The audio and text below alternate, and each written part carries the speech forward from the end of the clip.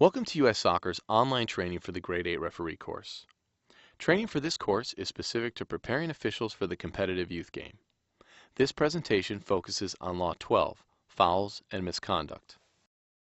The Law 12 presentation is separated into two sections. The first part provides information on fouls, and the second section specifically deals with misconduct. Part 1, Fouls. The following conditions must be met for an offense to be considered a foul. It must be committed by a player, it must occur on the field of play, and it must occur while the ball is in play. There are two types of fouls, and each type reflects the kind of restart used. A direct free kick is awarded if one of the 10 direct free kick fouls are committed, and a goal can be scored directly from the taking of the restart. An indirect free kick is awarded if a player commits one of the 8 indirect free kick fouls. The ball must be touched by another player before a goal can be scored from an indirect free kick. The first category of fouls is direct free kick fouls. There are 10 direct free kick fouls, and the first 7 are awarded to the opposing team if a player commits any of the following offenses in a manner considered by the referee to be careless, reckless, or using excessive force. Kicking or attempting to kick, tripping or attempting to trip, jumping at an opponent, charging. The act of charging is a challenge for space using physical contact within playing distance of the ball without using arms or elbows. Striking or attempting to strike. Striking can be performed by direct contact using hands, arms, elbows, head, or knees, or by throwing any object, including the ball. Striking as a foul occurs where contact is made with the opponent or where contact would have been made if the attempt to strike is unsuccessful. Pushing and tackling.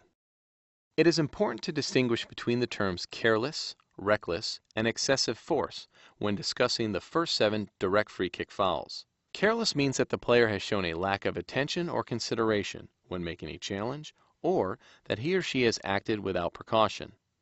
No further disciplinary sanction is needed if a foul is judged to be careless. Note that all instances of kicking, striking, or attempting to do either should be considered as careless at a minimum. Kicking and striking fouls are more likely to be reckless or using excessive force than careless, so referees should be mindful of this when dealing with fouls of this nature. Reckless means that a player has acted with disregard to the danger to or consequences for his or her opponent. A player who plays in a reckless manner must be cautioned and shown a yellow card. Using excessive force means that the player has far exceeded the necessary use of force, is in danger of injuring his or her opponent, or has acted without regard for the opponent's safety. A player who uses excessive force must be sent off and shown a red card. The remaining 3 direct free kick fouls do not have the careless, reckless, or excessive force criteria, as seen with the first 7. A direct free kick is awarded to the opposing team if a player commits any of the following 3 offenses. Handling the ball involves a deliberate act of a player making contact with the ball with his or her hand or arm. The referee should take the following factors into consideration to help determine if the handling offense was deliberate: the movement of the hand towards the ball, not the ball towards the hand, the distance between the opponent and the ball. The position of the hand does not necessarily mean that there is an infringement. Touching the ball with an object held in the hand counts as an infringement. Lastly, hitting the ball with a thrown object also counts as an infringement. A direct free kick is taken from the place where the offense occurred, with 2 exceptions. A direct free kick that is awarded in the team's own goal area may be taken from any point inside the goal area. A penalty kick is awarded if any of the 10 direct free kick fouls are committed by a player inside his or her own penalty area, regardless of the position of the ball, provided it is in play. Note that if a player strikes someone by throwing an object, the location of the foul is where the person was struck, not the location of the person that threw the object. Indirect free kick fouls are also separated into 2 groups. There are 4 fouls that can only be committed by a goalkeeper, and 3 indirect free kick fouls which can be committed by any player, including the goalkeeper. An additional offense that is not a foul, but for which an indirect free kick is given, is when misconduct has been committed without a foul. An indirect free kick is awarded to the opposing team if, in the opinion of the referee, a player does the following. Playing dangerously. An action is considered dangerous play when an opponent is adversely or unfairly affected, usually by the opponent ceasing to challenge for the ball in order to avoid receiving or causing injury as a result of the action. When determining dangerous play, referees should also take into account the experience and skill level of the players. Competitive youth players who are more skilled and experienced may be more likely to accept the danger of an act and continue playing, compared to younger players at the small-sided and recreational level. Impeding the progress of an opponent. This means that a player has moved to obstruct or interfere the path of an opponent. Impeding also requires that the ball not be within playing distance, and physical contact between the players is normally absent. In these cases, physical contact often results in an offense punishable by a direct free kick being committed by one of the players. Preventing the goalkeeper from releasing the ball with his or her hands. This also includes interfering with the goalkeeper who is punting or drop kicking the ball. If play is stopped solely for misconduct, for which a yellow or red card will be given, the restart is an indirect free kick, provided the misconduct was committed by a player on the field during play. The second group of indirect free kick fouls are specific to the goalkeeper and include controlling the ball with his or her hands for more than 6 seconds, touching the ball again with his or her hands after releasing it before the ball has touched another player, touching the ball with his or her hands after it has been deliberately kicked by a teammate, and touching the ball with his or her hands after receiving it directly from a throw-in by a teammate. An indirect free kick is taken from the place where the offense occurred, but there are a few exceptions. An indirect free kick that is awarded in the defensive goal area may be taken from any point inside the goal area. An indirect free kick that is awarded to the attackers inside the opposing team's goal area must be taken on the goal area line parallel to the goal line at the point nearest to where the infringement occurred. Part 2. Misconduct. Unlike the specific requirements for a foul, misconduct can occur at any time, including before and after the game, on or off the field, while the ball is in play or not, committed by persons other than players, and not necessarily against opponents.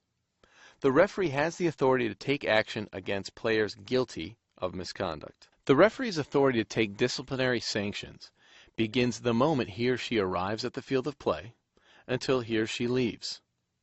The yellow card is used to communicate that a player or substitute has been cautioned, and the red card is used to communicate that a player or substitute has been sent off. Note that only a player or substitute may be shown a yellow or red card. All cautions issued to players are categorized in one of 7 ways.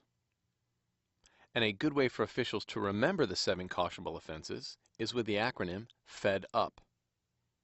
A player is cautioned and shown a yellow card if he or she commits any of the following 7 offenses.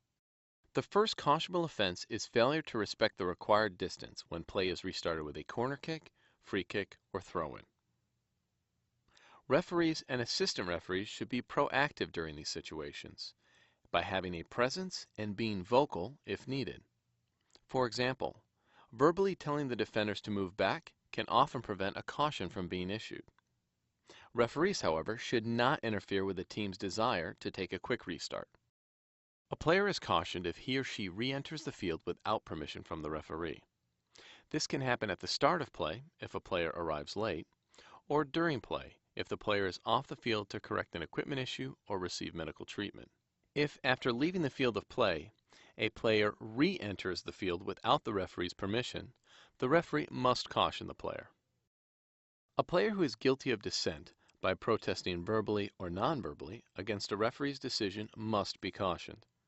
Any verbal or nonverbal action that disputes the decisions by the referee, assistant referees, or fourth official is considered dissent.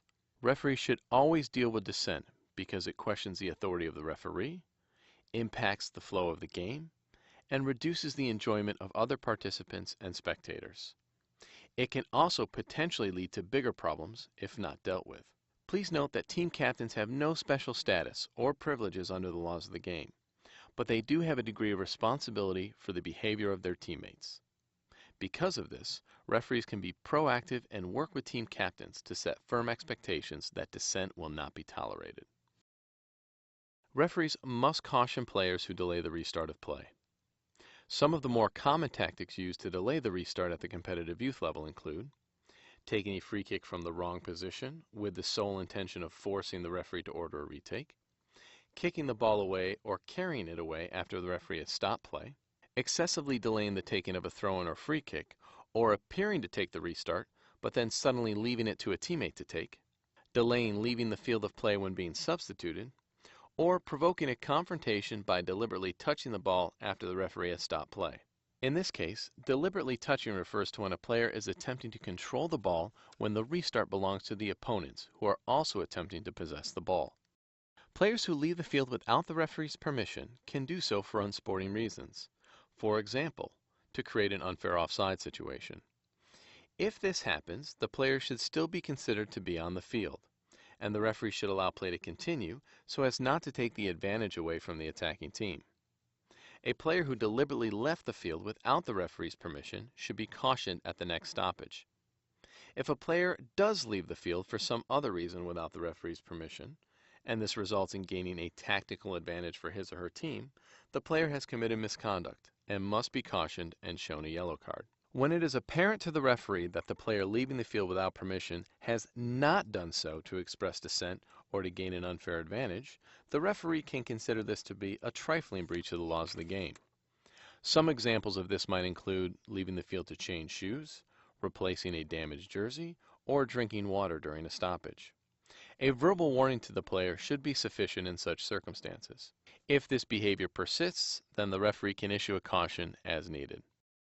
There are a number of examples of unsporting behavior, and they can include committing one of the direct free kick fouls in a reckless manner, committing a foul for the tactical purpose of interfering with or breaking up a promising attack, holding an opponent for the tactical purpose of pulling the opponent away from the ball or preventing the opponent from getting to the ball, handling the ball to prevent an opponent from gaining possession or developing an attack, whether successful or not, handling the ball in an attempt to score a goal, and committing simulation by attempting to deceive the referee by faking injury or pretending to have been fouled. Here are some more examples of unsporting behavior. Changing places with the goalkeeper during play or without the referee's permission, acting in a manner which shows a lack of respect for the game, playing the ball when he or she is walking off the field of play after being granted permission to leave the field, verbally distracting an opponent during play or at a restart, making unauthorized marks on the field of play, and using a deliberate trick to pass the ball to his or her own goalkeeper with the head, chest, knee, etc., in order to circumvent the law, irrespective of whether the goalkeeper touches the ball or not. In addition, there are certain goal-scoring celebrations that are also cautionable offenses. While it is permissible for a player to demonstrate his or her joy when a goal has been scored, the celebration must not be excessive. Reasonable celebrations are allowed, but the practice of choreographed celebrations should not be tolerated when it results in excessive time wasting, and referees are instructed to intervene in such cases. A player must be cautioned if, in the opinion of the referee, he or she commits any of the following: makes gestures which are provocative or inflammatory, carries the celebration into and among spectators, removes his or her shirt or covers the head with the shirt, or covers his or her head or face with a mask or similar item. Leaving the field of play to celebrate a goal is not a cautionable offense in itself, but it is essential that players return to the field as soon as possible. Referees are expected to act in a preventative manner and be practical when dealing with the celebration of a goal. Referees should be alert at all times to players who persistently infringe the laws of the game. In particular, they must be aware that even if a player commits a number of different offenses, he or she must still be cautioned for persistent infringement. Because there is no specific number of infringements that defines persistent or the presence of a pattern, the referee should warn a player who appears to be heading toward this form of misconduct. Once warned, that player should be cautioned if he or she soon thereafter commits another foul. This is entirely a matter of judgment and must be determined in the context of effective game management. Of the 7 reasons to caution a player, there are only 3 that apply to substitutes. A good way for officials to remember the three cautionable offenses for substitutes is with the acronym DUD. A substitute is cautioned if he or she commits any of the following three offenses: dissent by word or action, unsporting behavior, and delaying the restart of play. There are 7 reasons to send off players or substitutes. According to the laws of the game, a player or substitute who has been sent off must leave the vicinity of the field of play and the technical area. However, some leagues and events may allow sent off individuals to remain at the field, so it's important for referees to know the local rules of competition. If this issue is not addressed by the local rules of competition, U.S. Soccer recommends that referees allow youth players to remain with their team to be supervised by an adult team official, so long as they act in a responsible manner. In order to issue a red card for serious foul play, all of the criteria associated with a foul must be present. This means that it must be committed by a player, against an opponent, on the field, and while the ball is in play. If any of these criteria have not been met, that doesn't mean that a red card isn't justified. It just means that the misconduct would be reported for another reason. A player is guilty of serious foul play if he or she uses excessive force or brutality against an opponent when challenging for the ball when it is in play. A tackle that endangers the safety of an opponent must also be sanctioned as serious foul play. Any player who lunges at an opponent in challenging for the ball from the front, from the side, or from behind using one or both legs with excessive force and endangering the safety of an opponent is guilty of serious foul play. Advantage should not be applied in situations involving serious foul play unless there is a clear opportunity to immediately score a goal. In this case, the referee must send off the player guilty of serious foul play when the ball is next out of play. A player who is guilty of serious foul play should be sent off and play restarted with a direct free kick from the position where the offense occurred, or a penalty kick if the offense occurred inside the offender's penalty area. A player is guilty of violent conduct if he or she uses excessive force, brutality, or violence under any circumstances other than serious foul play against anyone at any time with the ball in or out of play or on or off the field. Advantage should not be applied in situations involving violent conduct unless there is a clear opportunity to immediately score a goal. In this rare occurrence, the referee must then send off the guilty player of violent conduct when the ball is next out of play. Referees are reminded that violent conduct can lead to mass confrontation and other problems. Therefore, referees must be proactive and timely when dealing with violent conduct send-offs. The next sending off offense is using offensive, insulting, or abusive language and/or gestures. The referee should judge offensive, insulting, or abusive language according to the specific words or actions used, the extent to which the language can be heard by others beyond the immediate vicinity of the player, and whether the language is directed at officials, opponents, or teammates. In other words, the referee must recognize language that is personal, public, and/or provocative.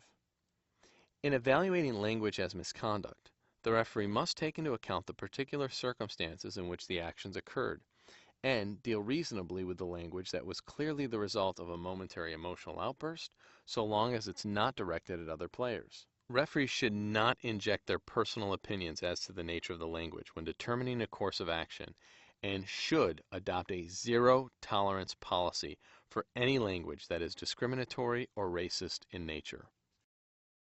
Spitting at an opponent or any other person is another sending off offense. Spitting at an opponent is also listed as a direct free kick foul, provided all of the criteria associated with a foul are present. If the instance of spitting does not meet the criteria to be a foul, the referee can still send off the player because this is misconduct punishable by a red card. There are 2 sending off offenses that deal with denying an opponent an obvious opportunity to score a goal. Denying the opposing team a goal, or an obvious goal-scoring opportunity, by deliberately handling the ball as the first. In order for a player or substitute to be sent off for denying an obvious goal-scoring opportunity by an offense punishable by a free kick or a penalty kick, 4 elements must be present. The number of defenders, not more than 1 defender, between the foul and the goal, not counting the defender who committed the foul. Distance to the goal. The closer the foul is to the goal, the more likely it is an obvious goal-scoring opportunity. Distance to ball. The attacker must have been close enough to the ball at the time of the foul to continue playing the ball. And direction of play. The attacker must have been moving toward the goal at the time the foul was committed. If any element is missing, there can be no send-off for denying an obvious goal-scoring opportunity. Further, the presence of each of these elements must be deemed by the referee as obvious in order for the send-off to be appropriate. A player or substitute who receives a second caution must first be shown the yellow card for the second caution, and then shown the red card for the sending off offense. The second caution leading to the dismissal from the field can occur at any time during the match, including the halftime interval, additional periods of play, and kicks from the penalty mark. The two cautions can be received at any time, including before, during, or after the match.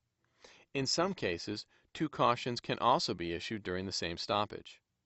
The accepted procedure is to display the cards in sequence, not at the same time. In addition to knowing what action should result in misconduct, referees must also know how to restart play after issuing a card.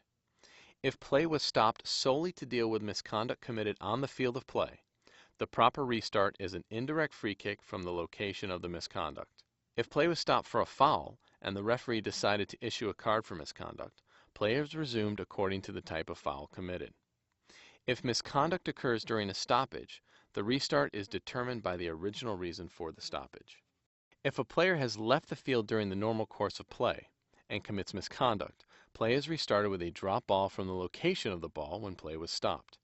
If a player leaves the field for the purpose of committing misconduct, play is resumed with an indirect free kick from the location of the ball when play was stopped. And if play is stopped to deal with misconduct committed off the field of play by a substitute or substituted player, play is restarted with a drop ball from the location of the ball when play was stopped. Please answer the following review questions to complete the online training. All questions must be answered correctly for the completion criteria to be met for this presentation. Additional instructions and information will be provided after the review questions, so please carefully read and listen to the conclusion screen.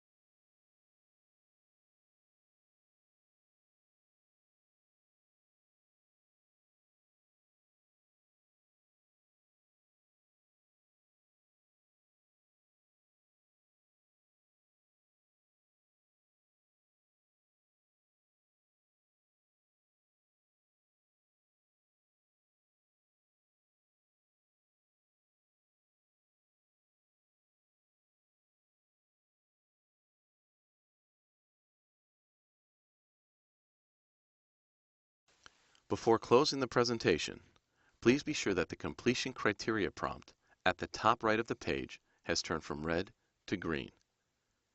If the prompt is green, you can click here to download or print a certificate of completion if required by your state referee association.